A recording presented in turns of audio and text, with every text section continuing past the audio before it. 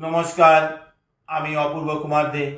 আমার প্রিয় বন্ধু, ভাই বোন ও গুরুজনদের প্রতি শত সহস্র কোটি প্রণাম জানিয়ে শুরু করতে চলেছি আমি আমার স্বরচিত কবিতা। আজ যে স্বরচিত কবিতাটি পাঠ করে শোনাবো, কবিতাটি গতকালের লেখা।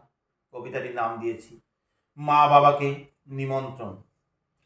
আমাদের মা বাবা, আমাদের অনুষ্ঠান, নিমন্ত্রণ কিনা বাবা মাকে, এ কখনো হয় নাকি? আর শুনে কেমন কেমন লাগে, বড় বিস্ময়কর লাগে মনে। সত্যি তাই তো তাই, মা বাবা যার নেই জগতে, তাদের আবার নিমন্ত্রণ। অবাক কাণ্ড ভাই রে ভাই, অবাক হওয়ার নেই কিছু নেই। মা বাবা আমাদের কাছে ফটো ছবি, নিরাকার ঈশ্বর যেমন, মা বাবা ঠিক তাই। মনে মনে ভাবি আর প্রণাম করি। ঈশ্বরকে দেখিনি কখনো, পুজো করি, স্মরণ করি। মা বাবার ভালোবাসা মনে পড়ে বারবার। চলে গিয়েছে পৃথিবী ছেড়ে, কিন্তু বইছে রক্ত শরীরে মা বাবার। তাই বুঝি তাই, যতদিন ছেলে মেয়ে আমরা এই পৃথিবীর পরে, ভুলতে পারবো না আমরা আমাদের মঙ্গলময় অনুষ্ঠানে ভালোবাসার বাবা মাকে।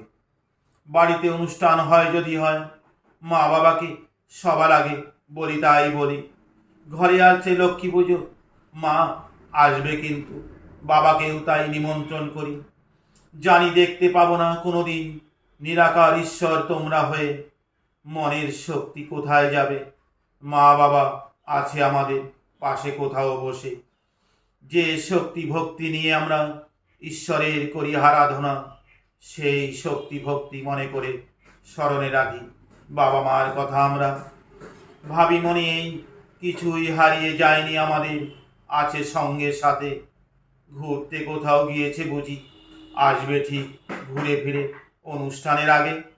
নিমন্ত্রণ করতে কেউ কখনো ভুল করো না মা বাবাকে, তাই খুশি কত হয় জানো ঈশ্বর। মা বাবাকে মনে রেখো সবাই। নমস্কার।